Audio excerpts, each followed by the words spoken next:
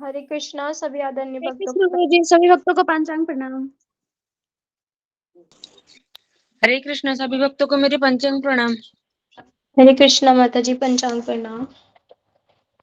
हरे कृष्णा प्रीति माता जी पंचांग प्रणाम। हरे कृष्णा माता जी पंचांग प्रणाम। हरे कृष्णा तुपर्णा माता जी पंचांग प्रणाम। हरे कृष्णा।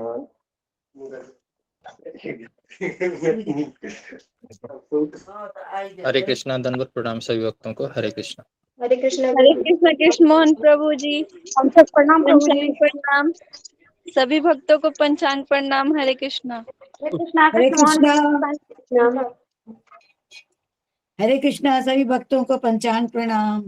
हरे कृष्णा माता जी पंचांग प्रणाम। माता जी पंचांग प्रणाम। हरे कृष्णा माता जी पंचांग प्रणाम। हरे कृष्णा सबको दंडवत प्रणाम। हरे कृष्णा सबको हरे कृष्णा प्रभु जी हरे कृष्णा सबको दंडवत प्रणाम। हरे कृष्णा सबको दंडवत प्रणाम। हरे कृष्णा। पंचांग प्रणाम। सबको दंडवत प्रणाम। हरे कृष्णा। सभी माताओं को प्रभु जी को सबको दंडवत प्रणाम।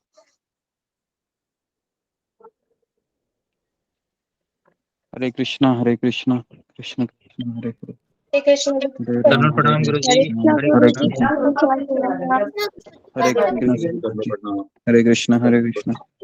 दंडवत प्रणाम। तस्मै श्री गुरुवे नमः। हरे सभी कृष्णा दंडवत प्रणाम। हरे कृष्णा हरे कृष्णा। पंचांग प्रणाम गुरु जी। हरे हरे कृष्ण कृष्णा गुरु जी हरे पंचांग कृष्ण हरे प्रणाम। कृष्ण गुरु जी पंचांग प्रणाम सभी भक्तों को मेरी सभी भक्तों पंचांग को प्रणाम। पंचांग प्रणाम। हरे कृष्ण देवचुपति पापन हरे नमो कृष्ण नमो नमः। प्रभु जी, पंचांग प्रणाम हरे सभी भक्तों को। कृष्ण पंचांग प्रणाम।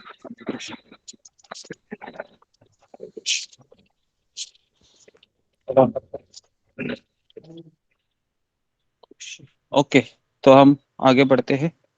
तो आज हम गुरु आरती को इंट्रोड्यूस कर रहे हैं।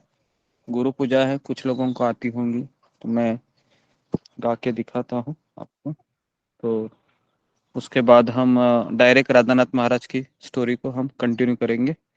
अभी लोग आए नहीं हैं, तो इसलिए तब तक मैं गुरु पूजा को गाता हूँ। गुरु जी पंचांग जी, और उसके बाद उसके बाद हम महाराज का आपको एक वीडियो दिखाएंगे 2 मिनट का। और उसके बाद हम आगे की कथा को शुरू रखेंगे। जी, हरे कृष्णा गुरु जी पंचांग प्रणाम। तो मैं चाहता हूँ कि कोई गुरु पूजा है वो जरा शेयर कीजिए हिंदी में ग्रुप में। मैं भूल गया शेयर करने के लिए। श्री गुरु चरण पद्म, नहीं तो गुरु पूजा इस्कॉन करके अब शेयर कीजिए, सर्च कीजिए, आ जाएगा। कोई कर रहा है? क्या ऑडियो सेंड करना है प्रभु जी? ऑडियो नहीं, कर लिरिक्स। रहा हूँ कर रहा हूँ। जी, लिरिक्स।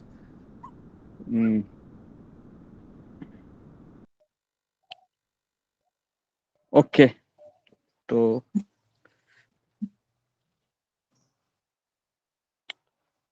जी,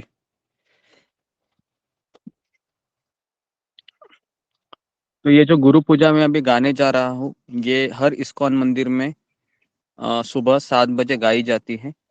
और ये जो गुरु पूजा है, ये नरोत्तम दास ठाकुर हमारे आचार्य हैं। इन्होंने अपने गुरु महाराज जब नरोत्तम दास ठाकुर का त्याग करते हैं और कहते हैं कि तुम अभी मेरे साथ मत रहो, तुम मेरे साथ चले जाओ, मुझे छोड़ के चले जाओ, क्योंकि तुम्हारे अंदर अभी भी अहंकार है, तो इसलिए तुम मेरे से चले जाओ, मैं तुम्हारा त्याग कर देता हूँ। तो इस विरह भाव में इस गुरु पूजा का इन्होंने गीत लिखा है ये। ठीक है, तो ये गीत ऐसा नहीं लिखा है कि कोई ऐसे कवि है या लेखक है ये आंखें बंद करके लिखने के लिए बैठता है, ऐसा नहीं है। अभी हम जो ये गुरु पूजा गाने जा रहे हैं ना, ये लोकनाथ गोस्वामी जो नरोत्तम दास ठाकुर के गुरु महाराज है ना, जब वो कोई गलती करते हैं और उनको कहते हैं कि तुम चले जाओ छोड़ के, तुम मेरा शिष्य कहने का लायक नहीं है, तो इस विरह में फिर इन्होंने इसकी रचना की। ठीक है, तो मैं अभी इस गीत को गाने की चेष्टा करता हूँ। श्री गुरु चरणा पद्मा केवल भक्ति सद्मा श्री गुरु चरण पद्म केवल भक्ति सद्मा वंदो मुई सावधान माते वंदो मुई सावधान माते याहार प्रसादे भाई ए भवतरिया जाय कृष्ण प्राप्ति हो यहाँ होइते कृष्ण प्राप्ति हो यहाँ होइते गुरुमुख पद्मा वाक्य चिंतेते कोरियाख्य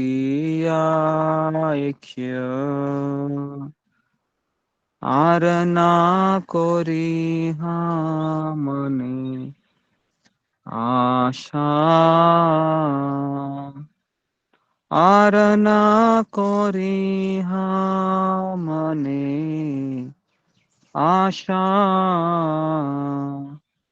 श्री गुरु चरणे रति ये से उत्तम गति श्री गुरु चरणे रति ये से उत्तम गति ये प्रसादे पूरे सर्व आशा ये प्रसादे पूरे सर्व आशा चक्षुदान दिलो जे जन्मे जन्मे प्रभु से दिव्य ज्ञान हृदय प्रकाशितो प्रेम भक्ति यहाँ हैते अविद्या विनाशयाते वेदे गाय यहाँ रचरितो श्री गुरु करुणा सिंधु अधम जनार बंधु लोकनाथ लोकेर जीवना हाँ हाँ प्रभु करो दया देह मोरे पद छाया एबे यश घोष त्रिभुवन दुई पद लोइल शरणा श्रील प्रभुपाद पतित पावन जय प्रभुपदा जय प्रभुपदा प्रभुपदा जय प्रभुपदा जय जय प्रभुपाद प्रभुपाद प्रभुपाद जय जय प्रभुपाद जय जय गुरुदेव गुरुदेव गुरुदेव जय जय गुरुदेव। ओके, तो इस तरीके से ये गुरु पूजा गाई जाती है इस्कॉन मंदिर में। तो अभी हम सब लोग प्रणति मंत्र गाएंगे। जय ओम विष्णुपाद परमहंस परिव्राजकाचार्य अष्टोत्तरशत ऐसी भक्ति वेदांत स्वामी श्रील प्रभुपाद की जय। अनंत कोटि वैष्णव वृंद की जय। नामाचार्य हरिदास ठाकुर की जय। गंगा मैया जमुना मैया की जय। तो जब भी प्रणति मंत्र गाया जाता है ना, तो आप नीचे झुकिए और प्रणाम कीजिए। ये मंदिरों में ऐसा ही होता है, एक शिष्टाचार है, नहीं तो हम हमेशा ऐसे ही रहेंगे। कुछ तरीके होते हैं ना, उसको अपना लीजिए। ये मैंने बहुत बार बताया है। जब भी प्रेम ध्वनि गाई जाती है तो आपको नीचे झुकना है, ठीक है। अनंत कोटि वैष्णव वृंद की जय। नामाचार्य हरिदास ठाकुर की जय। गंगा मैया जमुना मैया की जय। तुलसी देवी भक्ति देवी की जय। कलयुग पावन हरिनाम संकीर्तन की जय। ब्रजभूमि श्री वृंदावन धाम की जय। नवदीप मायापुर धाम की जय। पुरुषोत्तम क्षेत्र जगन्नाथपुरी धाम की जय। निताय गौर प्रेमानंदे। हरि हरि हरि बोल। समवेद भक्त वृंद की जय। समवेद भक्त वृंद की जय। समवेद भक्त वृंद की जय। श्री श्री गुरु गौरांग की जय। ओके, तो अभी उठ जाइए। तो अभी मैं प्रणति मंत्र मेरा गाता हूँ। ओम अज्ञानतिमिरान्धस्य ज्ञानाञ्जनशलाकया चक्षुरुन्मिलितं येन तस्मै श्रीगुरुवे नमः। जय श्री कृष्ण चैतन्य प्रभु नित्यानंद श्री अद्वैत गदाधर श्रीवासादि गौर भक्त वृंद। हरे कृष्णा कृष्णा कृष्णा हरे हरे, हरे राम राम राम हरे हरे। ओके, हरे कृष्णा। सबका स्वागत है सत्र में। तो आगे बढ़ने से पहले एक वीडियो है जो राधानाथ स्वामी महाराज का मैं आपको दिखाना चाह रहा था। ठीक है, तो सुमिता माता जी उसको प्ले करेगी।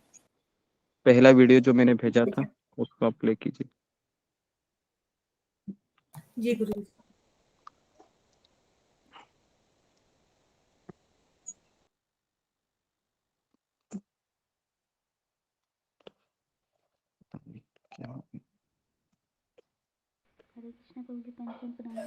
हरे कृष्ण प्रभु जी। हरे कृष्ण भक्तों।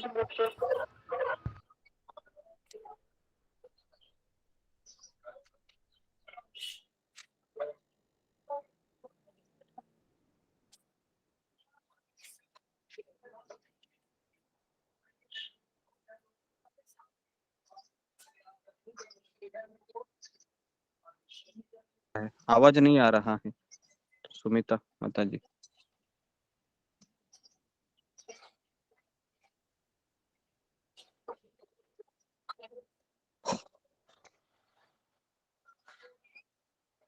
सुमिता माता जी सुन रही हो? आवाज नहीं आ रहा है।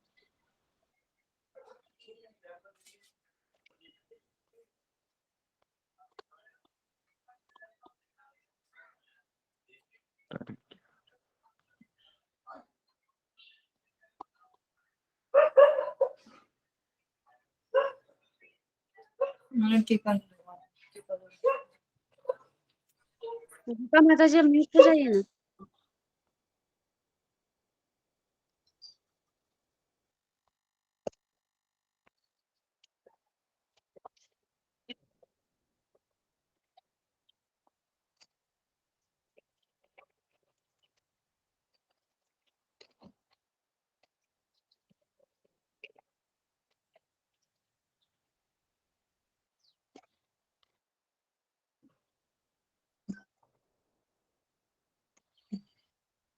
सुमिता माता जी आवाज नहीं आ रहा है।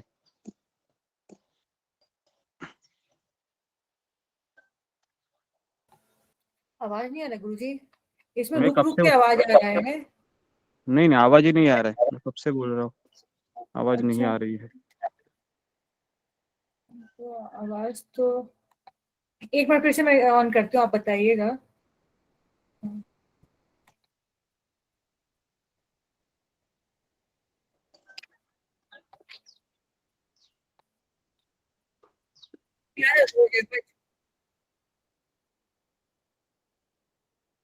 नहीं, अभी भी नहीं आ रही है।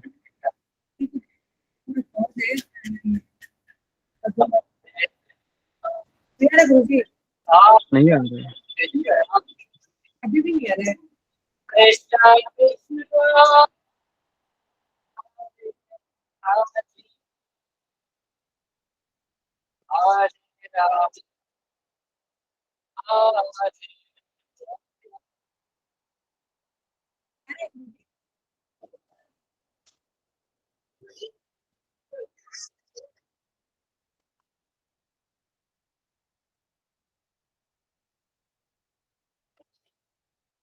गुरुजी मैं अपने लॉगिन से करती हूँ।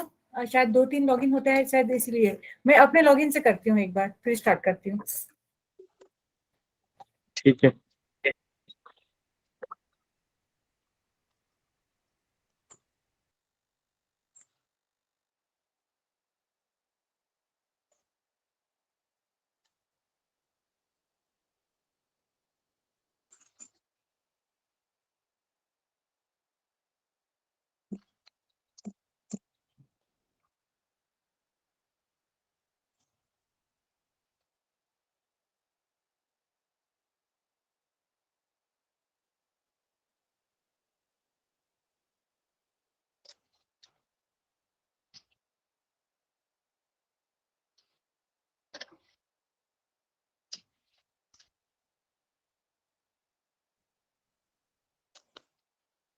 ओके, तो आगे बढ़ने से मुझे ऐसा लगता है कि थोड़ा सा समय जा रहा है, तो हम कंटिन्यू करते हैं। ठीक है। हरे कृष्ण प्रभु जी, पंचांग प्रणाम। हरे कृष्ण सभी भक्तों को पंचांग प्रणाम।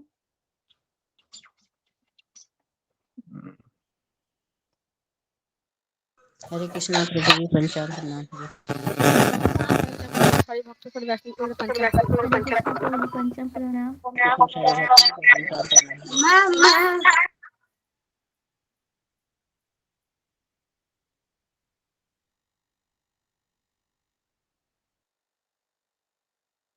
ओके, तो अभी भी आवाज नहीं आ रहा है सुमिता माता जी, तो आप केवल स्क्रीन को देखिए फिर।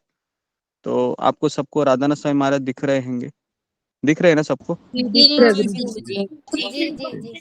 ठीक है, तो आप देखते रहिए। तो अब इसमें साउंड नहीं, ये राधा गोपीनाथ मंदिर है जहाँ पर अभी महाराज आए हैं। और ये मंदिर का जगह है, केवल एक छोटा सा क्लासेस यहाँ पर चलते थे 1988 में, लेकिन राधानाथ स्वामी महाराज ने यहाँ पर मंदिर का निर्माण किया है ना, और यहाँ पर एक कम्युनिटी निर्माण की। तो आप देख रहे हो कि किस तरह से मंदिर है, और यहाँ पर ही मैं 12 साल में यहीं पर जाता था। ये राधा गोपीनाथ मंदिर है। जब मैं पहली बार किसी इस्कॉन मंदिर में गया हूँगा तो ये मंदिर है वो। तो यहाँ पर मुझे बहुत प्रेम मिला, बहुत मैंने प्रवचन सुने। ये टेम्पल हॉल अभी भी याद आता है। काफ़ी अभी साल हो गए हैं, गया नहीं अभी तक, क्योंकि मुझसे करीबन 80 किलोमीटर लंबा होता है ये अभी मंदिर यहाँ से। तो इस तरीके से राधानाथ स्वामी महाराज का ये वीडियो है। ठीक है, ठीक है, इसको अभी बंद कीजिए, अभी हम आगे बढ़ते हैं जी। तो कृष्णा आप, प्रभु जी इसको आप ग्रुप में सेंड कर दीजिएगा। हाँ ठीक है, ग्रुप में सेंड करेंगे, तो आप ग्रुप में भी देख सकते हैं। ओके जी। तो सब लोग कैमरा को ऑन कीजिए। आपका कैमरा ऑफ होना वापस शुरू हो गया है। ठीक है, तो ये ठीक नहीं है। जब भी मैं सुनाता हूँ स्टोरी, सब लोग स्लीपिंग मोड में चले जाते हैं, तो ऐसा नहीं होना चाहिए। ओके, तो अभी मैं आगे बढ़ रहा हूँ। हमारी कथा को हम शुरू करते हैं। तो स्पिरिचुअल काउंसलिंग ग्रुप में मैंने भेज दिए हैं, जो आज हम आपको कथा करेंगे राधानाथ स्वामी महाराज का। स्पिरिचुअल काउंसलिंग, स्पिरिचुअल काउंसलिंग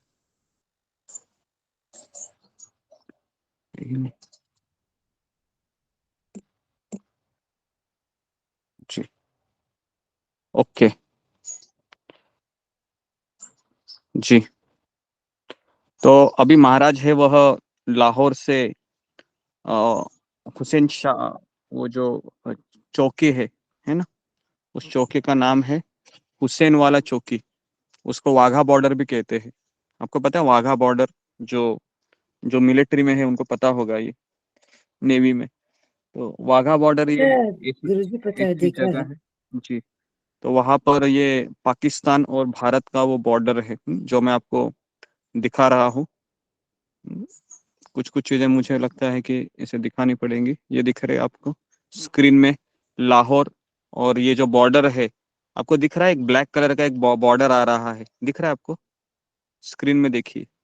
तो ये जो बॉर्डर है रेड कलर का, मैंने उसको ये किया है, दिख रहा है ना सबको? जी दिख हाँ। रहा है गुरु। तो हाँ, तो ये बॉर्डर में महाराज अभी है, ठीक है। तो महाराज कह रहे कि मैंने बहुत सारे अग्नि परीक्षा देते हुए मैं यहाँ तक पहुंचा हूँ, वाघा बॉर्डर में। और हम सबको पता है यहाँ पर कोई महाराज का स्वागत नहीं होता है ना। ये जो जगह है आप देख रहे हो अभी वो इस तरीके से है। यहाँ पर पाकिस्तान का झंडा है, यहाँ पर भारत का झंडा है, ठीक है। ये बॉर्डर है। महाराज कहते हैं कि अब तक 3 महीने और 3,000 मील गुजर चुके थे। मध्य पूर्व की यात्रा में हर पल ऐसा गुजरा था जिसकी कल्पना मैंने अपने बचपन में भी कभी नहीं की थी। महाराज कह रहे हैं कि हर गुजरता हुआ, है ना। महाराज कह रहे हैं कि हर गुजरते मील के साथ मेरा हृदय भारत की पावन भूमि की ओर उड़ रहा था, एक ऐसे मिलन की आकांक्षा लिए जिसके बिना मैं जानता था कि मैं जीवित नहीं रह पाऊंगा। मैं भारत के लिए तरस रहा था, शायद वहां मेरे हृदय की गहनतम इच्छाएं पूरी हो जाए। मेरा हृदय भारत के मिलने की आकांक्षा कर रहा था। अनेक महीनों और अकल्पनीय विपदाओं को झेलते हुए मैं उनसे पुनर्मिलन की अपेक्षा कर रहा था। अब मैं अपने लक्ष्य से एक पद दूर था, लेकिन वहां पर एक सुरक्षा अधिकारी के सामने खड़ा था जिसने मेरा पासपोर्ट अपनी सरकारी हाथों में पकड़ा हुआ था। कुछ मिनटों तक गौर से जांचने के पश्चात उसने भावशून्य चेहरे के साथ ऊपर देखा। दिखाओ कितना पैसा है तुम्हारे पास। घबराकर जब मैंने अपने कपड़े के थैले में हाथ डाला तो वह आगे झुक गई। उसे दिखाने के लिए मेरे पास चंद सिक्कों के अलावा कुछ नहीं था। उसके चेहरे पर घृणा के भाव उभर आए। प्रवेश करने के लिए तुम्हारे पास कम से कम $200 होने चाहिए। वो पीछे हटी, अपनी बाहों के छाती पर बांधकर संदेह से मुझे घूरने लगी। कहाँ है तुम्हारा पैसा? नीचे देखकर मैंने हकलाते हुए कहा, अभी तो मेरे पास इतना ही है, तो तुम अंदर नहीं आ सकते। उसने पासपोर्ट जोर से पटक दिया। वापस अपने देश लौट जाओ। तो ये कथा मैंने आपको बताई थी कि यहाँ पर फिर महाराज को एकदम ऐसा अनुभव आता है कि महाराज कहते घंटों में वहां पर एक नीम के पेड़ के नीचे बैठ रहा था, लेकिन महाराज कह रहे थे मेरे पीछे जाने की बिल्कुल हिम्मत नहीं थी। मेरा यहाँ पर आप सबको यही कहना है, जब कोई चीज आसानी से नहीं मिलती है ना तो उसकी कदर होती है, और जब कोई चीज आसानी से मिलती है उसकी कोई कदर नहीं होती है। इस चीज को हमेशा याद रखिए। तो राधानाथ स्वामी है, इसको भारत में प्रवेश आसानी से नहीं मिला था। बहुत संघर्ष करते हुए यहाँ तक राधानाथ स्वामी महाराज आए थे। और तब महाराज ने प्रार्थना किया और उसके बाद शिफ्ट चेंज हो गई। एक सिख लंबा, है ना, सैनिक वहां पर आ गया। उसने भी महाराज को मना किया, लेकिन महाराज एकदम घुटने पे गिर गए, उसके सामने हाथ जोड़े, कहा कि मैं आपके जो भारत के जो ऋषि मुनि है, जो हिमालय के गोद में रहते हैं, उनसे मैं कुछ शिक्षा पाने के लिए यहाँ पर आया हूँ। कृपया करके मुझे अन्यथा मत समझिए, मुझे प्रवेश दीजिए। उस आदमी ने महाराज की आंखों में देखा तो उस आदमी को महाराज के आंखों में सच्चाई लगी और उसने कहा कि मेरा हृदय कहता है कि तुम सच कह रहे हो, मैं तुम्हें एंट्री दूंगा। और इस तरीके से राधानाथ स्वामी महाराज को भारत में एंट्री मिली। महाराज कह रहे कि जैसे जैसे मैं भारतीय ग्रामीण में प्रविष्ट हो रहा था, मैं इस भावना से अभिभूत हो गया कि मैं अंततः अब मैं भारत पहुंच गया, जहां पर मुझे भगवान ने मुझे ये संदेश दिया था उस क्रीट की, है ना, द्वीप पे ऊपर, ऑयल ऑफ क्रीट, जो इटली के नीचे था, या सॉरी ग्रीस के नीचे था। तो महाराज कह रहे थे कि मैं अभी भारत पहुंच गया था, शाम ढल रही थी, मैं अपने अंतःकरण में पेड़ों के हर पत्ते को, आप सोच रहे हो, पेड़ के हर पत्ते को आलिंगन दे रहे थे। तो हमें याद है जब हम वृंदावन गए थे, तो मुझे अभी भी याद है, पहली वृंदावन यात्रा थी मेरी 2004 में 4 में। तो उस समय हम जब वापस जा रहे थे घर, तो मेरे ही मन में कुछ ऐसे ही विचार आए थे कि वहाँ का हर एक पेड़ है जो वृंदावन का कल्पवृक्ष है। तो मैं उन पेड़ों को कह रहा था कि मुझे आपको छोड़ के जाने की बिल्कुल इच्छा नहीं हो रही है, लेकिन मुझे जाना पड़ रहा है। तो मुझे आप आशीर्वाद दीजिए कि मैं वापस आपको देखने के लिए आऊं। हर एक पेड़, हर एक वृंदावन की मिट्टी, हर एक वृंदावन का, है ना, जो जो चीज वहां पर थे दिखाई दे रहे थे, एक अलग से भावना उमड़ आ जाती है वृंदावन में। तो महाराज कह रहे हैं कि जब मैं भारत में पहुंचा और जब मैं फिरोजपुर के पंजाब की वो खेतियों में लहराते हुए चल रहा था, तो महाराज कह रहे कि मुझे इतनी खुशी हो रही थी कि मैंने हृदय में हर एक पेड़ को, हर एक पेड़ के पत्ते को आलिंगन किया। सब कुछ नवीन था, रोमांचक लग रहा था, किंतु साथ ही साथ बहुत जाना पहचाना भी लग रहा था। अंधेरा छाने लगा, दूर क्षितिज तक फैले हरे भरे खेतों को एक गहरी नीरवता ने ढक लिया। कुछ पंछी चहचह कर रहे थे। मुझे यह भली भांति ज्ञात था कि मैं अपने बलबूते पर इस विषम यात्रा के इस पड़ाव तक नहीं पहुंचा हूं। ये महाराज का एक्सपीरियंस रहा। महाराज कहते मैं अपने बल पर यहां तक नहीं आया हूं, ये केवल भगवान की कृपा से ही संभव हो पाया। देखिए ये महाराज का कंक्लूजन है। और इसी को कहते हैं विनम्रता। विनम्रता का अर्थ यही है कि मैं यहाँ तक आया हूँ, या मैं जप कर रहा हूँ, मैं कथा सुन रहा हूँ, मेरे में परिवर्तन हो रहा है, ये मेरी शक्ति नहीं है, ये मेरी शक्ति कदापि नहीं है, ये शक्ति भगवान की कृपा से हो रहा है। इसको कहते हैं विनम्रता। और विनम्रता से व्यक्ति को कभी अहंकार नहीं आएगा। उसको पता है मेरी क्या औकात है, बराबर है। हम सबको पता है हमारी क्या औकात है। हमारे में काम, क्रोध, लोभ फूट फूट के भरा हुआ है। हम क्या हमारा खुद का परिवर्तन कर सकते हैं। लेकिन जो कुछ हो रहा है भगवान की कृपा से हो रहा है, महाराज कह रहे थे। और इस तरीके से महाराज कह रहे थे कि आज मैं अपने घर पहुंच गया हूँ।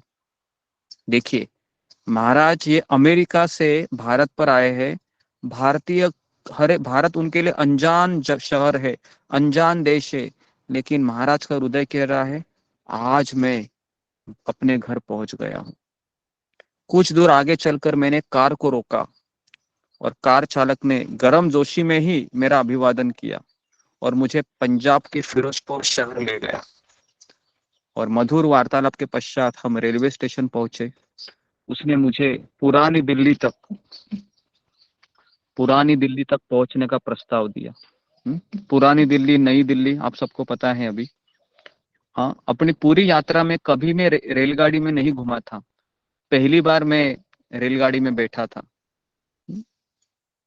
तो जी, तो मैं आपको दिखा देता हूँ किस तरीके से महाराज है नई दिल्ली के स्टेशन पर पहुंचे थे। आप स्क्रीन पर देख सकते हैं, ये स्टेशन है। महाराज कहते मैं पहली बार नई दिल्ली के स्टेशन में पहुंचा। मैं सोच रहा था कहाँ जाना है, कहाँ जाना है। महाराज कह रहे मुझे पता ही नहीं कहाँ जाना है, थोड़ी ना, मैं तो बस चल ही रहा था, जैसे पैर मुझे ले चले, जो कोई व्यक्ति मुझे मिलता था बस मैं उसके सामने हो लेता था। तो ऐसा महाराज का जीवन था। तो महाराज कह रहे हैं कि उसके बाद फिर महाराज कह रहे हैं कि मैं वहां से चलते चलते मैं नई दिल्ली तक आ गया और मैं जोश से भर गया था। मेरे आध्यात्मिक खोज में अब नया क्या घटेगा। मैं 20 साल का था। मेरा लक्ष्य भारत माता की पावन भूमि अब मेरे सामने प्रकट हुई थी। होटल से बाहर आकर मैंने स्वयं को भीड़-भाड़ में चांदनी चौक में पाया। महाराज अभी चांदनी चौक में आए हैं। आप सबको पता है ना चांदनी चौक कैसा एरिया है? जो दिल्ली में रहते हैं उनको पता है ना? चांदनी चौक पूरे दिल्ली का जी, दिल्ली का शॉपिंग सेंटर है वो, बड़ा शॉपिंग सेंटर है। तो इस तरीके से महाराज कह रहे हैं कि मैं वहां पर आया और अचानक किसी ने मेरा रास्ता को रोका और मेरे ऊपर प्रश्नों की बौछार किया। आपका नाम क्या है? आप किस देश से आए हैं? आपकी पढ़ाई कहाँ तक हुई है? भारत आने का आपका क्या उद्देश्य है? हमारा देश आपको कैसे लगा? क्या आप कुछ खाएंगे? उसने पूछा। मैंने कहा कि हाँ, मुझे बहुत भूख लगी है। 2 दिन से मैंने कुछ नहीं खाया है। चल पहल से दूर वह मुझे खाली दुकान पर ले गया, जहां कमर पर छोटा सा कपड़ा बांधे खुले शरीर वाला एक व्यक्ति ने हमारा ऑर्डर लिया। उसने अपनी सुलगती बीड़ी को एक तरफ फेंका और कुछ हरी पत्तियों को लेकर उन्हें पत्थर के सील बट्टे पर तब तक घिसा जब तक उसका हल्का रंग का लेप नहीं बन गया। फिर उसने अपनी तर्जनी अंगुली से पूरे लेप के लोहे के बर्तन में डाला और पानी पिलाकर जोर से हिलाया और मिश्रण को गिलास में उड़ेल कर उसने कुछ पीसे हुए मसाले उसमें डाले, चम्मच से उसके हिलाया और उसने मेज पर धप्प करके रख दिया। मेरे उस मेजबान ने कहा, इसको पी लो अभी। तो उसने कहा, ये प्राकृतिक पेय है, ये बहुत शक्तिशाली भी है। 24 घंटे से मैंने कुछ नहीं खाया था, कुछ पिया नहीं था। मैंने एक ही झटके में 3 ग्लास पी लिए, महाराज कहते हैं। उसने कहा, और एक ग्लास लोगे? मैंने 2, तीसरा, चौथा ग्लास मैंने खा ले। इसे क्या कहते हैं? मैंने पूछा। मुस्कुराते हुए उसने उत्तर दिया, भांग। क्या उत्तर दिया? भांग। मैंने पहले ये कभी शब्द नहीं सुना था। उसने मुझे विदा किया। मैं पुनः उस हलचल भरी सड़क पर चलने लगा। अचानक मेरे ऊपर नशा छाने लगी। मेरा शरीर कांपने लगा। मैं आते जाते लोगों से टकराते हुए आगे बढ़ने लगा। शंकाग्रस्त होकर मुझे विश्वास होने लगा कि हर व्यक्ति केवल मुझे ही घूर रहा था। मैं कैसे समझता कि भांग एक नशीला पेय है। उसने मुझे फंसाया था। ये सोचकर मैं दुखी हो गया कि जाने अनजाने में मेरे से नशा न करने का व्रत टूट गया था। परंतु ऐसा लग रहा था कि मानो सड़क का अंत ही नहीं है। मैं गाय, सुअर, रिक्शाओं को टकराते हुए आगे बढ़ रहा था। नशे में धुत होकर लाल किले की लंबी चौड़ी चारदीवारी को घूरने लगा। तो इस तरीके से महाराज कह रहे कि ये मेरा। उसके बाद फिर क्या हुआ? अचानक एक व्यक्ति आया। वो सपेरा था। उसने अपनी बीन पर विमोहित करने वाली एक धुन बजाते हुए इधर उधर वो घूम रहा था। उसके आसपास हाथ से बनी ढक्कन वाली लगभग 10-12 टोकरियां थी।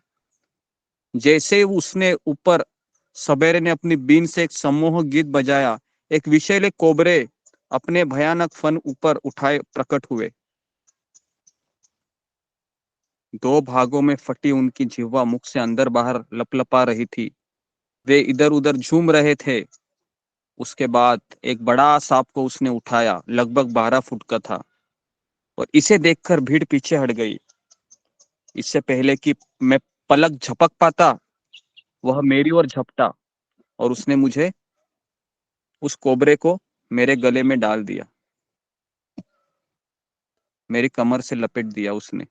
धीरे धीरे वह सांप ऊपर की ओर रेंगने लगा। उसने मेरी कमर एवं छाती को अपनी ठंडी एवं शक्तिशाली कुंडली में लपेटते हुए मेरी भुजाओं को मेरे धड़ के साथ बांध दिया। उसकी सांस के स्पर्श और दुर्गंध को स्पष्ट में महसूस कर रहा था। मेरी जीभ लपलपा रही थी। भांग का नशा अभी भी अपनी चरम सीमा पर था। भयानक दृश्य मेरे आंखों के आगे उभरने लगा। मेरा सिर चकराने लगा। बीच दर्शकों की बढ़ती भीड़ ने एक सुरक्षित दूरी रखते हुए मुझे घेर लिया। अचानक एक व्यक्ति आगे आया और बोला, आपका क्या नाम है सर? आप किस देश के हैं?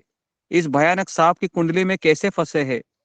मैंने हांफते हुए कहा, मेरी सहायता कीजिए, कृपया मेरी सहायता कीजिए। मेरा ऐसे बोलते ही सांप ने अपनी जकड़ और कस ली।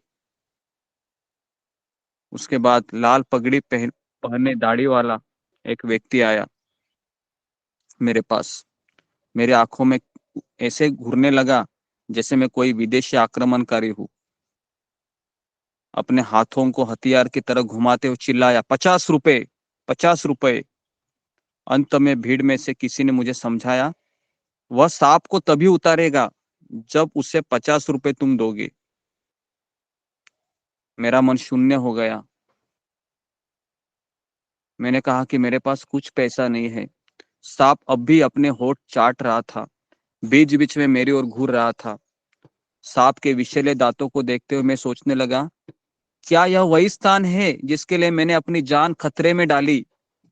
मेरे माता पिता मुझे घर से इतनी दूर इस हालत में देखकर क्या सोचेंगे?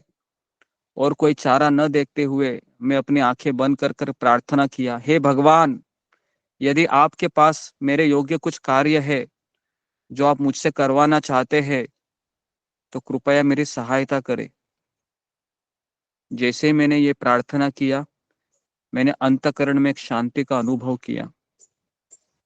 अंततः भीड़ से एक व्यक्ति निकला। उसके हाथ में जपमाला थी। मेरे प्रति उस सहानुभूति रखते हुए उसने सपेरे से बात किया और सपेरे को उसने 10 रुपया दिया और कहा कि इसको छोड़ दो।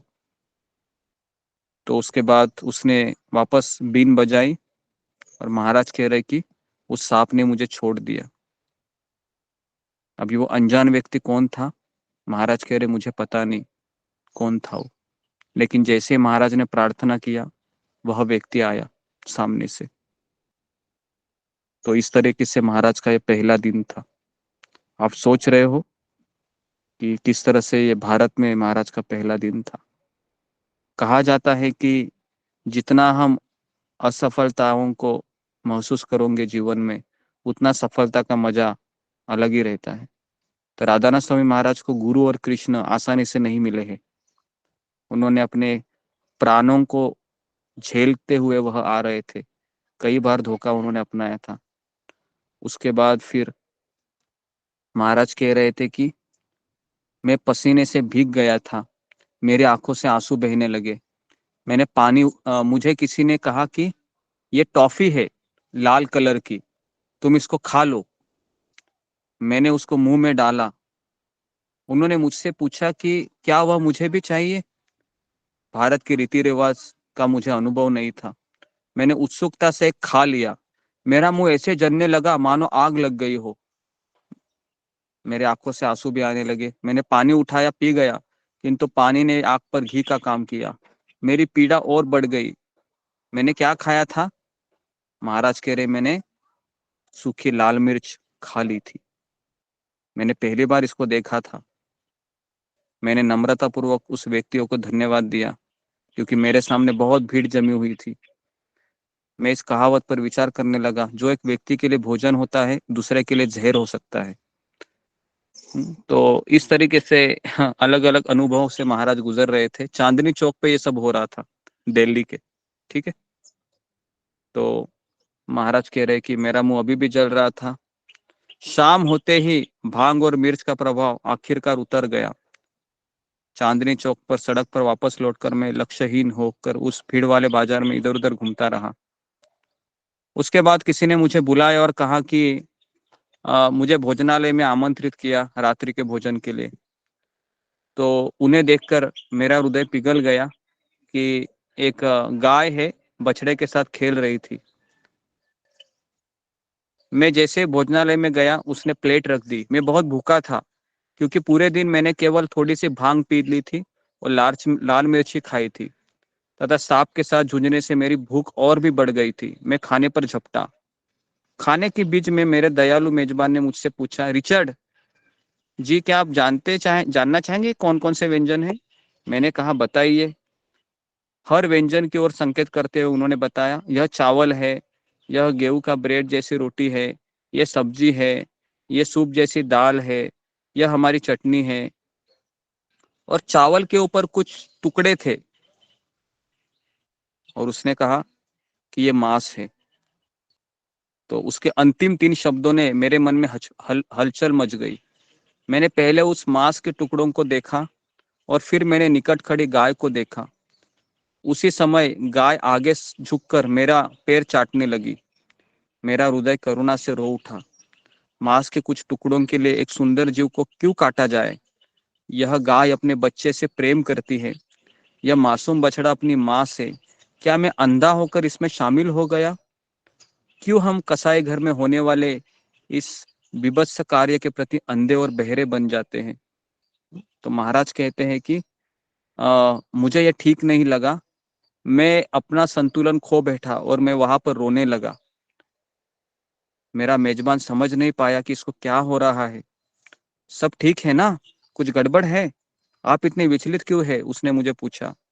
मैंने मुश्किल से उत्तर दिया और कहा, आपने मेरे लिए जो भी किया उसके लिए धन्यवाद। मैं खड़ा हो गया, अपनी कुर्सी को पीछे खिसका दिया। कृपया क्षमा करें, मेरी तबीयत ठीक नहीं है। महाराज ने एक भी निवाला नहीं लिया।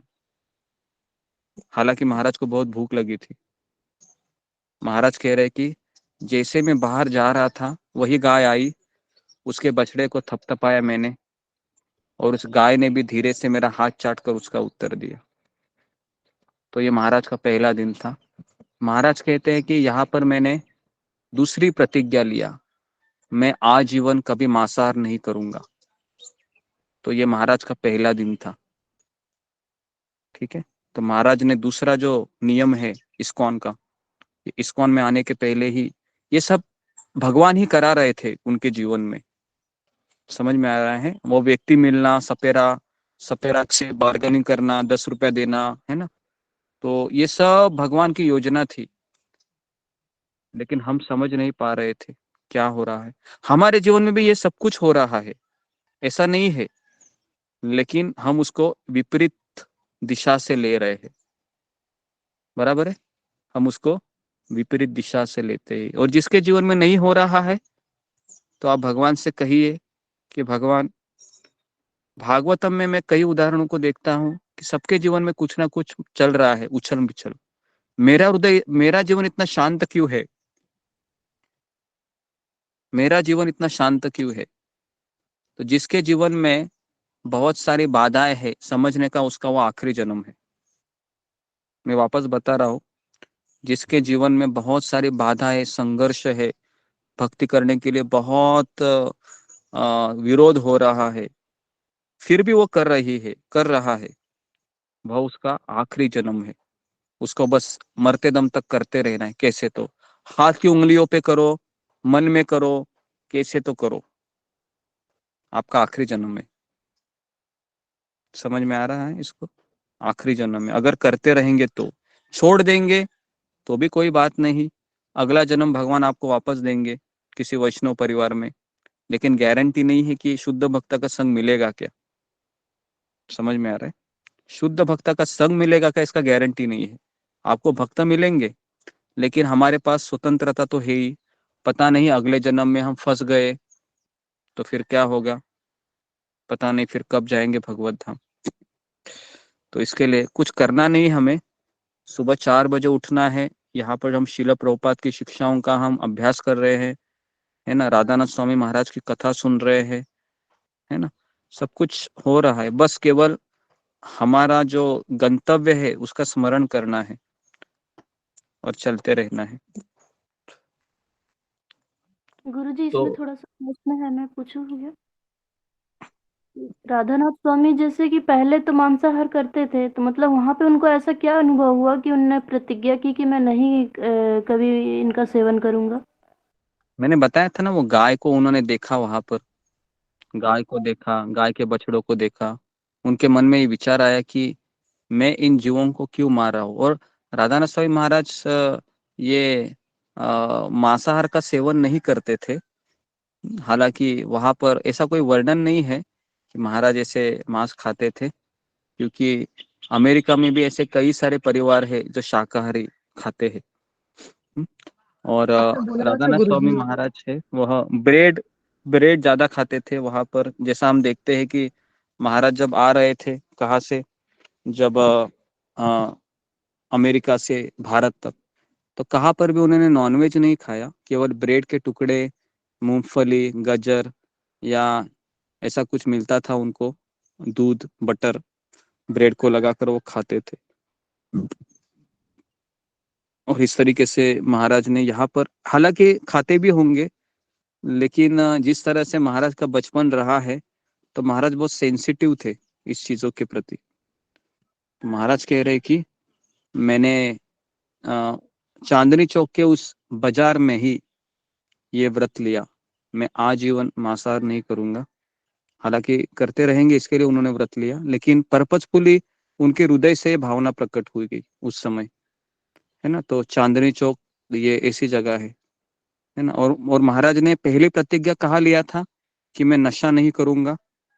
कौन बताएगा? काबुल में काबुल में जी, काबुल में या कंदाहार में?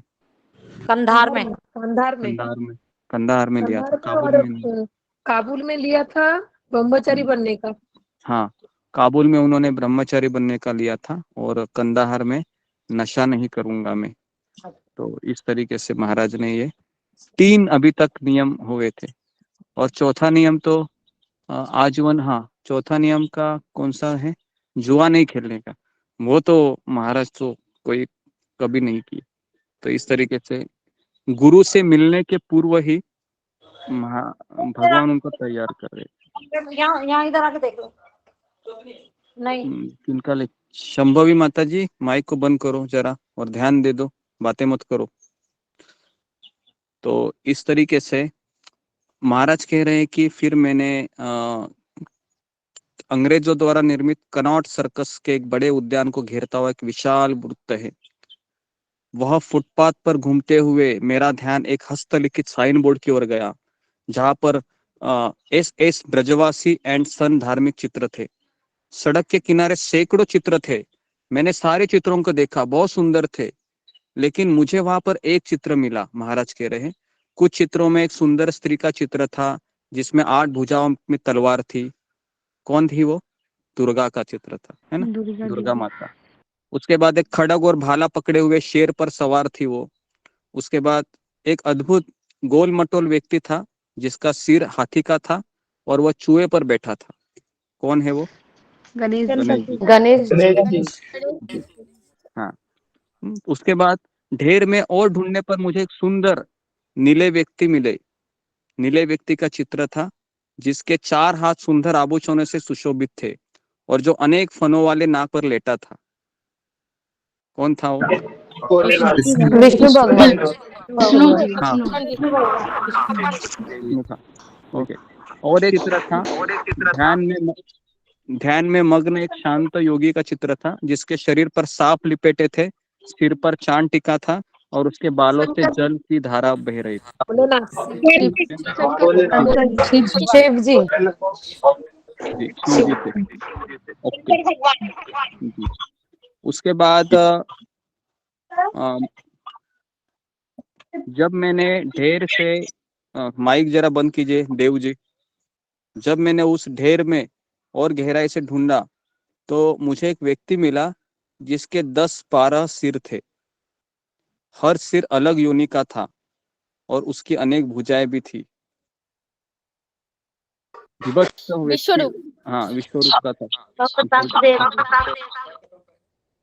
उसके बाद महाराज कह रहे हैं कि उन चित्रों के ढेर से एक व्यक्ति प्रकट हुआ अचानक, जिसने मुझे इस प्रकार से आकर्षित किया जैसे किसी अन्यों ने नहीं किया। उसका रंग नीला था। उसने अपने मुकुट में मोरपंख धारण किया था।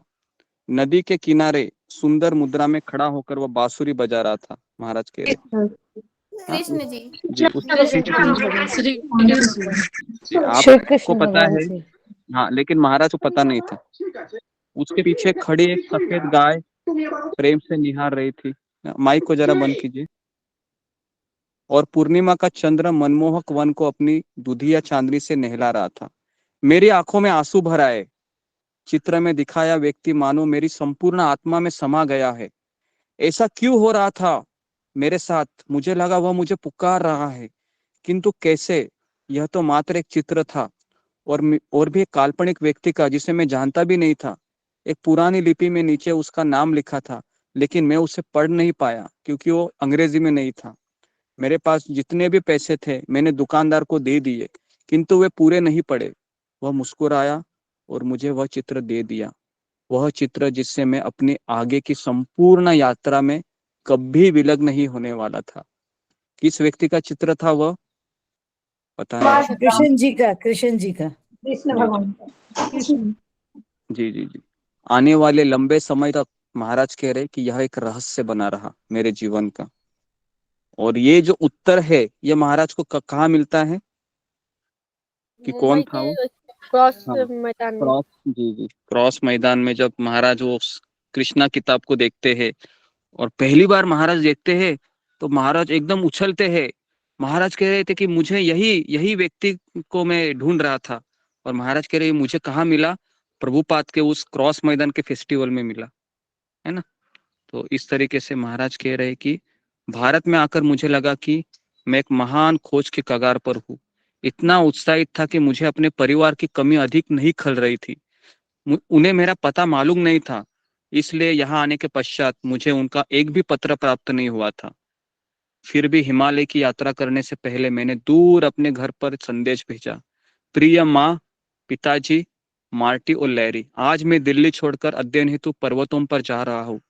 मुझे मालूम नहीं कि मैं वहां से आपको नियमित पत्र लिख पाऊंगा या नहीं। यदि कुछ समय तक मैं आपको पत्र नहीं लिख पाया तो कृपया घबराइएगा नहीं। जब भगवान मेरे साथ है तो कौन मुझे हानि पहुंचा सकता है। सप्रेम रिचर्ड। तो इस तरह से महाराज पत्र लिखते हैं।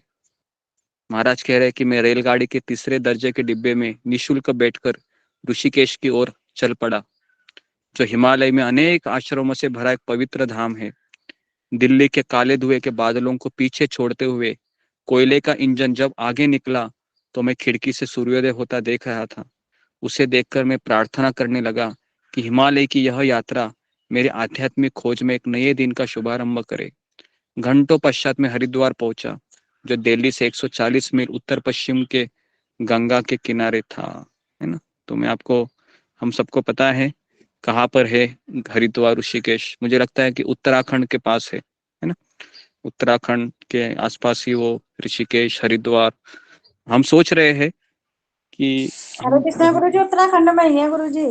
जी जी, उत्तराखंड में है वो ऋषिकेश। ये वहां पर बहुत, हरिद्वार से 40 किलोमीटर की दूरी पर ऋषिकेश है। जी जी। तो इस तरीके से वहां से ऋषिकेश के बीच 15 मील की यात्रा, मतलब वही 40 किलोमीटर की यात्रा मैंने पैदल किया। महाराज कह रहे हैं, सोचिए, महाराज कह रहे मैंने हरिद्वार से ऋषिकेश पैदल गया। आवाज मत कर, रुक जा। माइक को जरा बंद कीजिए। उसके बाद महाराज कह रहे कि मेरा वहां पहुंचना एक सपने के साकार होने जैसा था। ऋषिकेश हिमालय की तलहटी के पहले ही दृश्य से मुझे ऐसे अभिभूत कर दिया जिसकी मैंने कभी कल्पना नहीं की थी। थोड़ी ही दूरी पर मुझे कुछ ऐसा दिखाई दिया जिसे देखकर मेरे अंतःकरण में भावना का तीव्र प्रवाह होने लगा। वह कौन थी? गंगा नदी थी। मैं तेजी से आगे बढ़ा और अपना हाथ उसके बहते हुए शीतल नीले जल में डुबो दिया।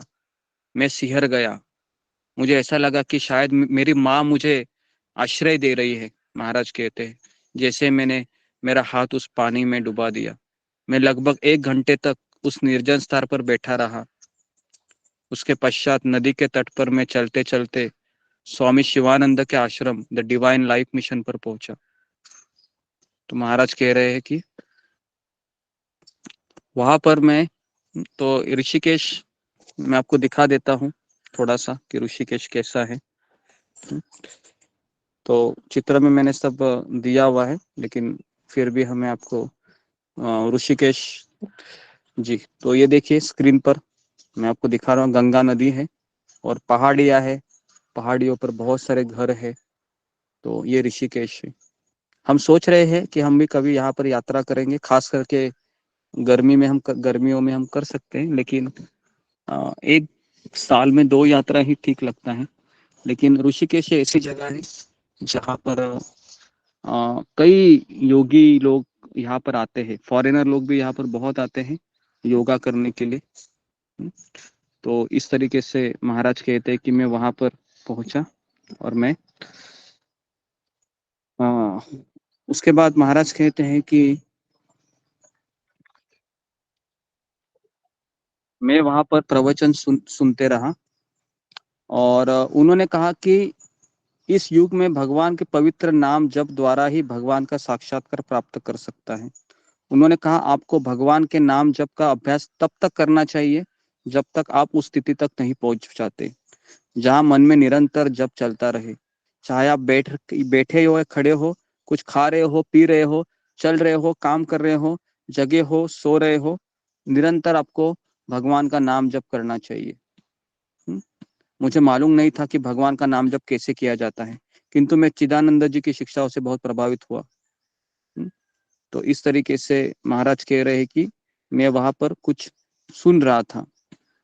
उसके बाद महाराज कहते हैं कि मैं एकांतवास और आत्मा के शुद्धिकरण हेतु उत्कंठित था, इसलिए मैंने स्वामी चिदानंद जी को धन्यवाद कहा और उनके आश्रम को छोड़कर आगे बढ़ गया।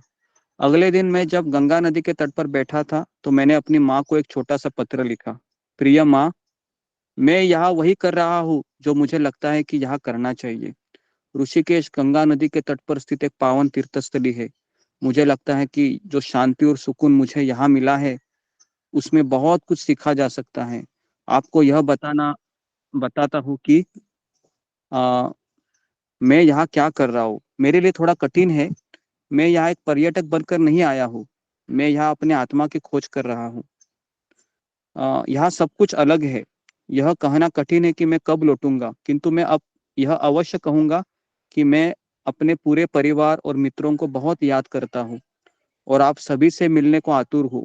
किंतु आपको यह विदित हो कि पूरब में जिस उद्देश्य को लेकर मैं आया हूँ यह मुझे निश्चित ही साकार करना है। मेरा उद्देश्य जीवन के सच्चे अर्थ की खोज करना है। आपका प्रिय पुत्र रिचर्ड, ऋषिकेश, हिमालय, जनवरी 1971। गंगा के पूर्व तट से पार जाने के लिए मैंने यात्रियों से भरी हुई एक नौका पर चढ़ा। सूर्य की किरणों से झिलमिलाते पानी की लहरों में बड़ी बड़ी मछलियां हमारी छोटी नाव की इधर तैर रही थी। महाराज कह रहे कि अचानक मुझे एक साधु मिला। उसका रंग सुनहरा था, सफेद दाढ़ी थी और मानो उनके व्यक्तित्व से शांति प्रसारित हो रही थी।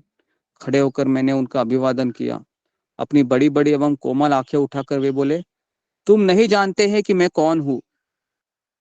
उसने कहा, तुम नहीं जानते कि मैं कौन हूँ, लेकिन मैं तुम्हें जानता हूँ। मैंने तुम्हारी दृढ़ता का निरीक्षण किया है। तुमने जो वस्त्र पहने हैं उन्हें अब गंगा को अर्पित कर दो, फिर मैं तुमको एक साधु के वस्त्र प्रदान करूंगा। मैंने पूछा, साधु क्या होता है? साधु एक भ्रमण करने वाला एक भिक्षुक होता है जो दिव्य जीवन की प्राप्ति के लिए सांसारिक आसक्तियों को छोड़ देता है। उस पवित्र नदी के तट पर उन्होंने मुझे 2 पतले सूती वस्त्र प्रदान किए। उन्होंने मुझे बताया कि कैसे कपड़े के शरीर के निचले भाग में लपेटकर लुंगी बनाई जाती है और दूसरे को ऊपरी हिस्से पर लपेटकर चादर। फिर उन्होंने मुझे लंगोट के लिए 2 सूती पट्टियां दी जिन्हें कॉपिन कहा जाता है। और इस तरीके से मैंने बंद गले की मेरी कमीज और जींस पैंट सदा सदा के लिए चले गए। जाने से पहले उन्होंने मेरे कान में कुछ शब्द कहे। कुछ देर पहले घर पर लिखे पत्र के संदर्भ में ये शब्द मुझे रहस्यमय लगे। उन्होंने मुझे कान में कहा, गंगा तुम्हारी माँ बनेगी। उन्होंने कहा, और आने वाले समय में यह रहस्य स्वयं ही प्रकट करेगी। अब ये व्यक्ति कौन था? महाराज कहते, मुझे पता नहीं। वो जैसे आया उसने मुझे 2 वस्त्र दिए, वो चला गया। ये भी महाराज कहते एक रहस्य ही बना रहा मेरे लिए। तो जरूर ये व्यक्ति भगवान ने ही भेजा हुआ एक दूत रहेगा। सब लोग सुन रहे हैं ना? समझ में आ रहा है? जी जी जी जी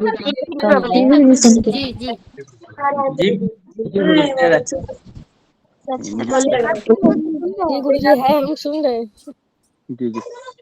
तो कुछ दिनों के पश्चात महाराज कहते मैं वेद निकेतन पर पहुंचा।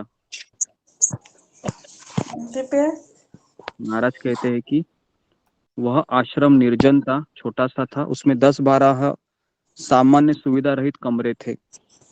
वहां के कुंभ मेले जाने की तैयारी में मैंने देखा बहुत साधुओं को। तो मैंने सुना कि वहां पर कम से कम 2 करोड़ लोग, 2 करोड़ साधु आते हैं। तो मैंने सोचा कि मैं यहाँ पर ही रुक जाता हूँ। तो वेद निकेतन के पीछे मुझे जंगल में एक गुफा मिली जिसे मैंने अपना निवास स्थान बना लिया फिर। और सूर्योदय के पहले मैं गंगा माता के तट पर जाता और उसकी लहरों को निहारता था। छोटे कंकड़ों से लेकर हजारों किलो की चिकनी चट्टानें बहुरंगी रत्न आभूषणों के समान तट पर फैली थी। मैं अपने आप को अयोग्य समझते हुए मुझे अपने शुद्धिकरण की गंभीर आवश्यकता का अनुभव होने लगा। यह है वेद निकेतन, जो मैं आपको दिखाता हूँ। 1 मिनट, कहाँ पर महाराज गए थे मैं आपको दिखाते दिखाते चलता हूँ ताकि आप उसको देख सके। ये है, ये वेद निकेतन है। दिख रहा है एकदम छोटी सी गंगा की पतली सी। एक्चुअली ये छोटा सा है, लेकिन मुझे ऐसा लगता है कि बड़ा पात्र रहेगा गंगा का। और यहाँ पर गंगा एक ना बहुत तीव्र फोर्स होता है ऋषिकेश में। और यहाँ पर टूरिस्ट लोग बहुत आते हैं। गंगा में छोटा सा नाव रहता है और आपको नाव से वह लहरों से आपको जाना रहता है। बहुत लोग आते हैं। कुछ तो उधर किराया भी रहता है, 1500 1000 रुपये देना पड़ता है। और ये टूरिस्ट स्पॉट की तरह यहाँ पर होता है कि हमारे भी मंदिर से पिछले साल पिछले मई महीने में बहुत लोग गए थे ऋषिकेश। River rafting. हाँ, रिवर राफ्टिंग, यस यस। तो इस तरीके से यहाँ पर वो होता है। महाराज कह रहे मैं यहाँ पर गया था, और महाराज कह रहे मैं कहाँ पर रहा था ये भी मैं आपको दिखाता हूँ कि महाराज कहाँ रहे थे। महाराज कह रहे देखिए, ये गुफा दिख रही है आपको स्क्रीन में? गुफा दिख रही है ना? दिख रही है। महाराज कह रहे मैं 1 महीना यहाँ पर रहा।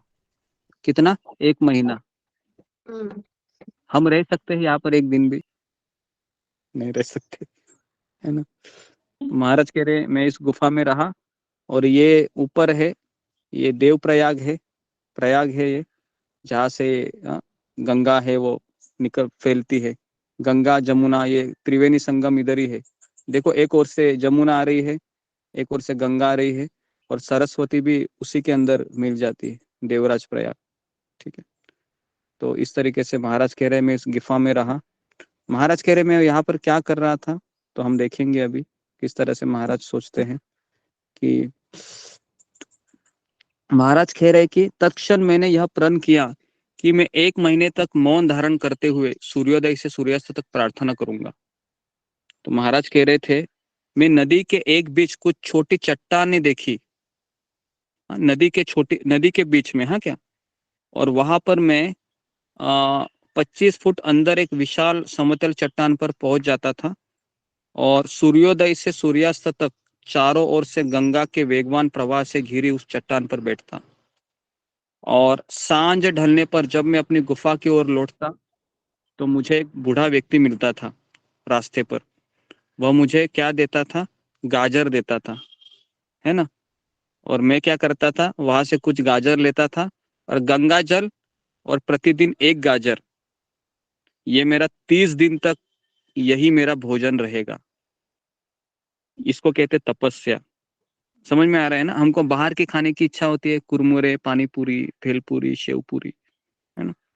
महाराज कह रहे कि मैं 30 दिन गंगा जल और 1 गाजर, बस इतना ही खाते थे। समझ में आ रहा है? तो कई लोग ये एक्सक्यूज देते हैं कि हम तो साधारण व्यक्ति है, हमसे कैसे होगा ये सब चीजें, एटलीस्ट बाहर का तो हमको खाना ही पड़ता है। लेकिन ऐसा नहीं है। महाराज कह रहे मैं 30 दिन 1 गाजर तक मैं जिंदा रहा। 1 गाजर और पानी, ऋषिकेश में महाराज रहे। उसके बाद महाराज उस शिला पर बैठकर सोचने लगे कि नदी के प्रवाह को देखता बीतते जीवन को देखने जैसा था। यदि कोई नदी के अंदर है तो वह उससे प्रभावित होता है, किंतु यदि वह तट पर बैठा है तो संयमी होकर उसका अवलोकन कर रहा था।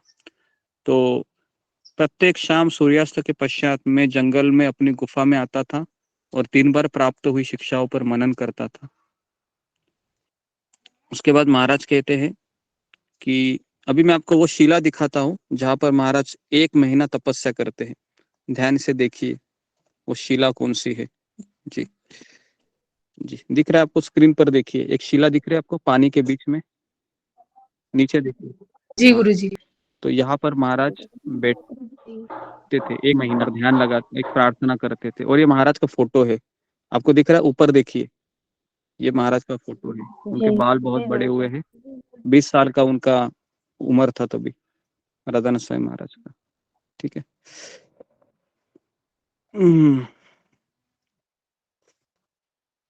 तो उसके बाद महाराज कह रहे हैं, तो अभी मैं 5 मिनट में समाप्त कर दूंगा। तो महाराज कह रहे हैं कि एक दिन सूर्योदय से पहले मैंने सोचा कि आध्यात्मिक मार्ग में गुरु गंगा माँ के प्रवाह के समान है और शिष्य उन वस्तुओं के समान है जो उसके प्रवाह के साथ बहती है। मैंने धारा में अनेक वस्तुओं को प्रवाहित होते देखा, जिनमें पत्ते थे, फूल थे, एक मृत भैंस था, मानव शव भी थे। मैंने सोचा कि यदि कोई वस्तु नदी के भाव से अलग नहीं होती तो वह अंततः सागर तक पहुंच ही जाती होगी, लेकिन काल के प्रभाव में अधिकतर वस्तुएं तट की ओर ही मुड़ जाती हैं और उनकी प्रगति थम जाती है। आध्यात्मिक मार्ग में गुरु ये गंगा माँ के प्रवाह के समान है और शिष्य उन वस्तुओं के समान है जो उसके प्रवाह के साथ बहती है। यदि अनुयायी गण श्रद्धापूर्वक गुरु के पवित्र शिक्षाओं के प्रवाह में रहते हैं तो आध्यात्मिक सत्य के से सागर तक उनका पहुंचना अवश्य संभावी होगा, किंतु तट पर अनेक प्रलोभन और मोड़ मिलते हैं और वे सुख और आराम का आश्वासन देकर अनुयायी को उस प्रवाह से विलग होने के लिए फुसलते हैं। सभी अनुयायी श्रद्धावान नहीं रह पाते, किंतु जो रहते हैं वे ज्ञान के सागर तक पहुंच जाते हैं। मैं विचार करने लगा, मेरे गुरु कौन होंगे? क्या मैं श्रद्धावान बना रह पाऊंगा? एक दिन सूर्योदय से पहले जब मैंने नीचे बहती उस धारा को देखा तो गंगा मैया मुझे सीख दे रही थी कि अपने अंतःकरण की पुकार का अनुगमन करने के लिए मुझे धैर्य और स्थिरता की आवश्यकता है। उसके बाद महाराज कह रहे कि मैं उस गंगा के मध्य शिला पर बैठकर स्वनिर्धारित कठोर व्रत को सहन करता था। मैंने इस परिस्थिति को चुनाव किया था। उसके बाद अचानक एक दिन क्या हो गया, महाराज कहते हैं कि मेरा हारमोनिका, महाराज हमेशा हारमोनिका बजाते थे, ये अपने होठों से लगाया और अजीब घटना घटी। एक अदृश्य शक्ति मुझे नदी के वापस लौटने के लिए बाध्य करने लगी। हर पग के साथ मेरी अधीर इंद्रिय उस हारमोनिका को बजाने के लिए तड़प रही थी। गंगा माता के प्रवाह के बीच से चलकर मैं रेंगते हुए अपनी शिला पर पहुंचा, किंतु आज मेरे हाथ में हारमोनिका थी। मेरा हृदय स्नेह की तरंग से अभिभूत हो उठा, मेरा शरीर कंपायमान होने लगा। एक धातु का टुकड़ा ऐसी भावनात्मक स्थिति को जागृत कर सकता है? मुझे आश्चर्य हुआ। यह हारमोनिका मेरा एक प्रिय संगी था, जिसमें मेरे हृदय की अंतरंग भावनाएं भरी थी। हमारा संबंध इतना गोपनीय था कि मैं उसमें रहस्य फूंकता था जो भगवान और मेरे अतिरिक्त किसी अन्य को ज्ञात नहीं था। समय के साथ हम दोनों के बीच संगीतकार और वाद्य यंत्र का एक सहज वार्तालाप विकसित हो गया था।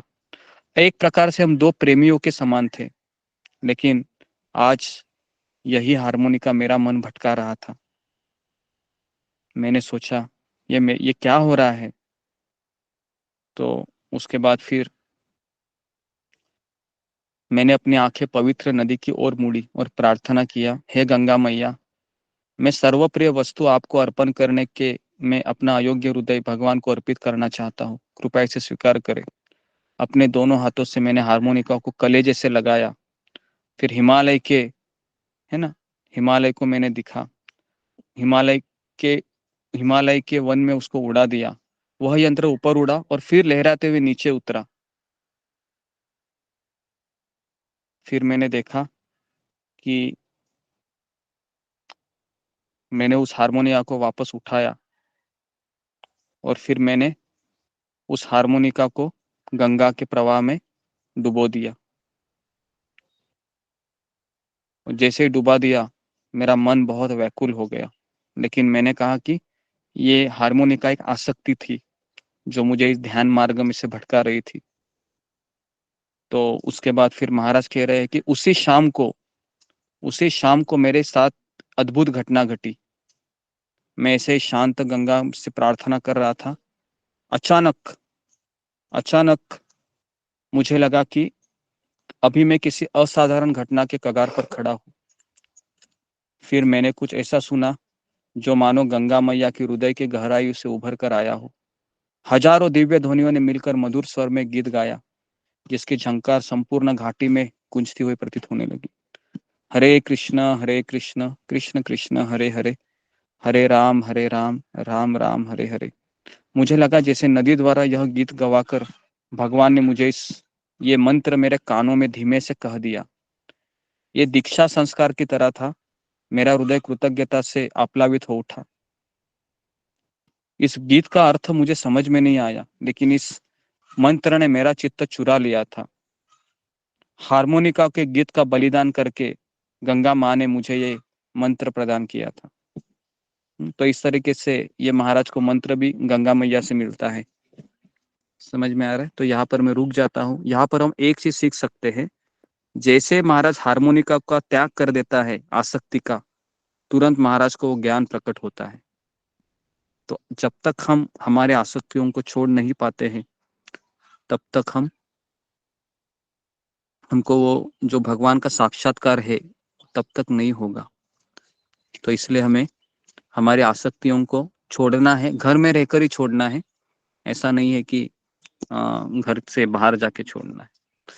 तो यहाँ पर हम ऋषिकेश में हम रुक जाते हैं, क्योंकि ऋषिकेश में महाराज ने काफी यहाँ पर दिन बिताए, क्योंकि यहाँ पर आध्यात्मिक संगठनाएं बहुत ज्यादा थी और महाराज 1 महीना गंगा नदी के तट पर बैठे थे।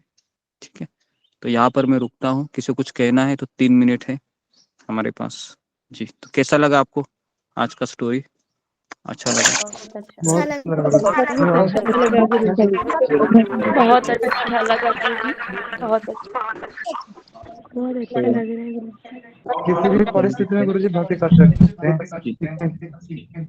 हाँ, तो अभी ऋषिकेश से हम देखेंगे किस तरह से महाराज नेपाल में जाते हैं, नेपाल से जनकपुर जाते हैं, उसके बाद महाराज मुंबई जाते हैं, फिर गोवा जाते हैं, गोवा से वापस फिर मथुरा आते हैं।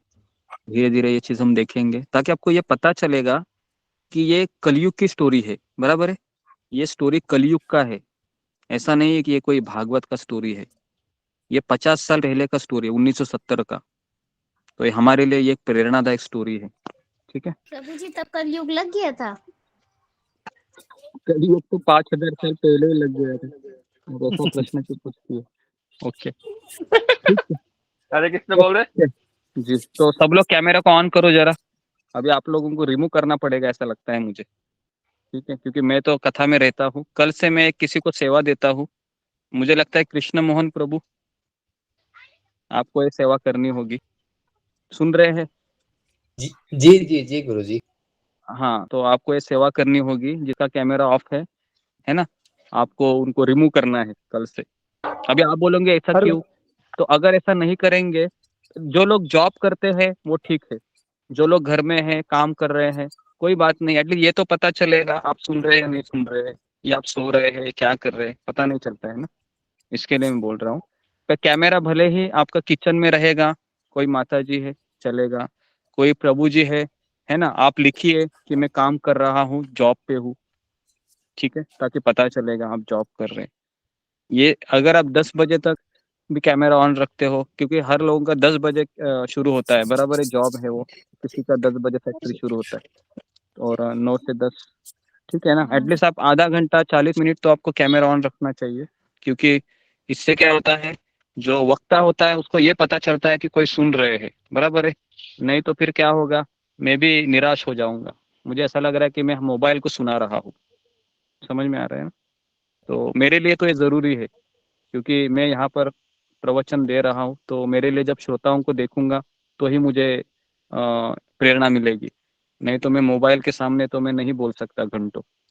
समझ में आ रहा है? बाद में तो ये बहुत जरूरी। ठीक है, तो मैं यहाँ पर रुकता हूँ, 10:15 हो गए हैं। तो कृष्ण मोहन प्रभु आप थोड़ा अनाउंसमेंट कीजिए। तो अभी सभी लोग हैं। जी जी जी जी गुरुजी। और ये भी अनाउंसमेंट कीजिए कि आज हमारा मीटिंग है। ठीक है, ये मीटिंग है आज हम 6 बजे रखते हैं, क्योंकि हमको कोई रिस्पांस नहीं मिलता है 2:30 बजे से, तो 10-12 लोग ही आते हैं। तो आज का मीटिंग शाम को 6 बजे होगा। ठीक है, 6 से 6:30 बजे, आधा घंटा। और आज फेसबुक में जो क्या क्या करने वाले हैं हम, वो आपको बताएंगे कि फेसबुक पे किस तरह से हमको सेवा देनी है। इसका आज हम ये करने वाले हैं। बहुत आसान है, छोटा सा बच्चा भी कर सकता है ये। तो मुझे ऐसा लगता है कि कम से कम ये सेवा तो आप करना चाहिए हर एक व्यक्ति। तो जो लोग सेवा देना गुरुजी चाहते अगर हैं, फेसबुक यूज ना करते हैं तो यू चलाते नहीं हो फेसबुक, वो लोग क्या करेंगे फिर? फिर हाँ, आपको इसके विषय में अकाउंट गुरुजी ओपन बता कर। दीजिए क्या है। हाँ मैं भी नहीं समझ पाया था क्या फेसबुक सेवा। मैं लिखा भी था एक्चुअली, राधिका माता जी। जी जी, ये फेसबुक सेवा में भी क्या सेवा कैसी है, करनी है? सुनिए सुनिए, अभी मैं क्या बता रहा हूँ सुनिए। कि फेसबुक में क्या होता है ना, हमारे वेबसाइट में एक आर्टिकल लिखे है, सुख की खोज मैं कौन हूँ। उसको क्या करना है, उसका लिंक को आपको कॉपी करना है। और जैसे आप फेसबुक अकाउंट में जाओगे तो आप सर्च कर सकते हैं कि भगवत गीता के कितने सारे ग्रुप आपको मिलेंगे, बराबर है। मिलेंगे क्या नहीं आपको, फेसबुक में बहुत सारे ग्रुप है जिसमें 500 जी लोग है, प्रभु जी। 1000 लोग है, 2000 लोग है, किसी में 10,000 भी लोग मिलेंगे आपको। तो उसमें आपको क्या करना है, उस लिंक को शेयर करना है। तो जो कोई अध्यात्मवादी रहेगा, जिज्ञासु रहेगा, वो पढ़ेगा वो, और हमारी वेबसाइट को विजिट करेगा। विजिट करने से उसको पता चलेगा कि ऐसे ऐसे कार्यक्रम होते हैं 3 से 4 में गीता के, तो वहां पर वो आ जाएगा। कुछ करना कुछ नहीं है ना। एटलीस्ट कॉलिंग सेवा में बोलना पड़ता है, हरे कृष्णा। यहाँ पर आपको कुछ बोलना भी नहीं है, केवल पेस्ट करना है। तो मैं चाहता हूँ कि अगर आपको फेसबुक नहीं चलाना आता है तो उसका भी हम ट्रेनिंग देंगे आपको, ठीक है। क्योंकि आप बोलोगे कि अभी ये, नहीं गुरुजी, घर वाले नहीं चलाने देते फेसबुक। हाँ नहीं, अभी आपको नहीं चलाने देते तो आप मत कीजिए रीति माता जी, लेकिन बाकी के बहुत लोग हैं, मुझे ऐसा लगता है कि वो कर सकते हैं। कुछ ना कुछ तो हमको करना ही चाहिए सेवा करने के लिए, क्योंकि बिना सेवा से साक्षात्कार नहीं होगा, कितना भी हम करो। क्योंकि इस घर ऊपर जाके भी क्या करनी है, गोलोक वृंदावन में, जसमीत वृंदावन, गोलोक वृंदावन में जाकर हमको सेवा ही देनी है। तो इसके लिए सेवा करने का हमको, अगर सेवा नहीं मिलती है ना करने, तो एक पछतावा आना चाहिए हृदय में, मैं क्या कर रहा हूँ, मैं सेवा भी नहीं हो रही मेरे से, केवल जप कर रहा हूँ, कथा सुन रहा हूँ।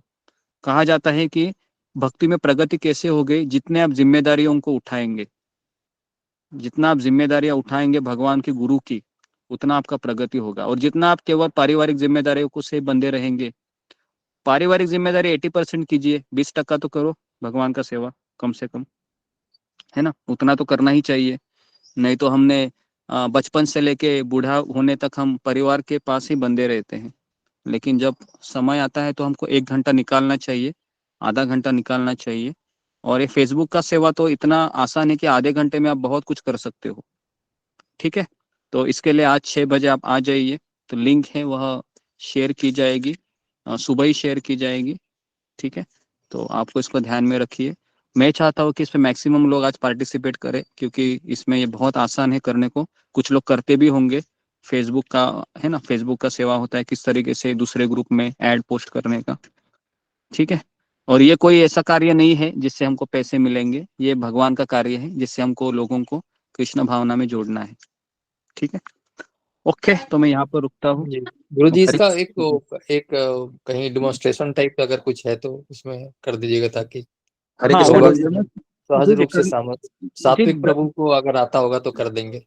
सात्विक गुरुजी भी है मैंने, मेरे हरे कृष्णा। 3-4 लोग हैं। नवनीत राणा भी है, वो करेगा। जी। नवनीत राणा आया था उस मैंने, मीटिंग में। हाँ मैंने जो जी गुरुजी कल एक वीडियो आपको डाला था ये बना करके जो है, लेकिन जी, शायद आपने देखा नहीं शायद जो है, तो मैंने कहा कि उसको पोस्ट करने के लिए जो है डाला था आपके पास। हाँ मैं एक बार चेक करता हूँ, ठीक है, ठीक। फिर डाल हरे सकते हैं। कृष्णा गुरु। ओके, तो मैं चाहता हूँ कि 6 बजे आ कल जाइए आप। हाँ कल बोलो। एग्जाम भी है गुरुजी। हरे कृष्णा गुरु। हाँ जी जी, ये जो था, एक डमी वीडियो था ना जो कि जो बना था, उसको जो जूही माता जी ने यूट्यूब में डाल दिया है, मैंने आपको शेयर किया है गुरुजी, यूट्यूब वाला, जो कि ट्रेनिंग वीडियो था, वो यूट्यूब में हाँ हाँ अपलोड हो गया डाल दिया है, है। ठीक है। आपको चले भेज उसका दिया लिंक, जी उसको लिंक शेयर करो। तो एक ट्रेनिंग का वीडियो मैं अभी पोस्ट करता हूँ फेसबुक वाले ग्रुप में। तो मैं चाहता हूँ कि जितने भी लोग हैं उसको देखिए, देखने के बाद कमेंट दीजिए कि मुझे समझ में आया करके, ताकि फिर मुझे भी पता चलेगा कि आपको कुछ समझ में आया, ठीक है। तो ये वीडियो भी थोड़ा सा लंबा है, आधा पौन 1 घंटे का है, लेकिन आप उसको सुन सकते हो काम करते हुए, समझ में आ जाएगा, ठीक है। अगर नहीं समझ में आया तो 6 बजे के सत्र में हम समझा ही देंगे, ठीक है। तो मैं यहाँ पर रुकता हूँ। आप सबका बहुत बहुत धन्यवाद। हरे प्रभु जी कृष्णा मुझे कुछ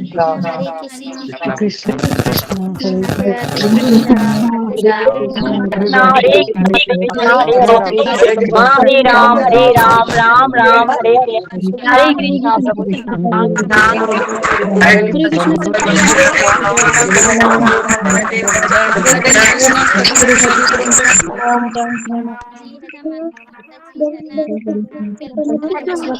कृष्ण